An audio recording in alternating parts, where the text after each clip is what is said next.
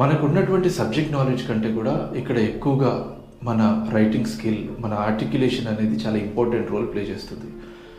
ఈసారి క్వశ్చన్ పేపర్లో వచ్చినటువంటి ఒక ఎస్సే టాపిక్ని ఎగ్జాంపుల్గా తీసుకొని మీకు ఎక్స్ప్లెయిన్ చేస్తాను. ఈసారి ఇచ్చినటువంటి టాపిక్స్లో ఒకటి, all ideas having large consequences are always simple. దీనికి మనము మహాత్మా గాంధీ గారి నాన్ కోఆపరేషన్ మూమెంట్ని కూడా ఎగ్జాంపుల్గా తీసుకొని రాయొచ్చు. నాన్ కోఆపరేషన్ మూమెంట్లో మెయిన్ థీమ్ ఏంటి అంటే బ్రిటిష్ ఇన్స్టిట్యూషన్స్ని, ప్రోడక్ట్స్ని, సర్వీసెస్ని బాయ్కాట్ చేయడం అనేది మెయిన్ థీమ్. ఈ ఐడియా కామన్ మ్యాన్కి కూడా ఈజీగా అర్థమవుతుంది. సో ఇలాంటి ఒక సింపుల్ ఐడియా ద్వారా మహాత్మా గాంధీ గారు చాలా ప్రొఫౌండ్ ఇంపాక్ట్ ఉండేటువంటి ఒక నాన్ కోఆపరేషన్ మూమెంట్ని లీడ్ చేయగలిగారు.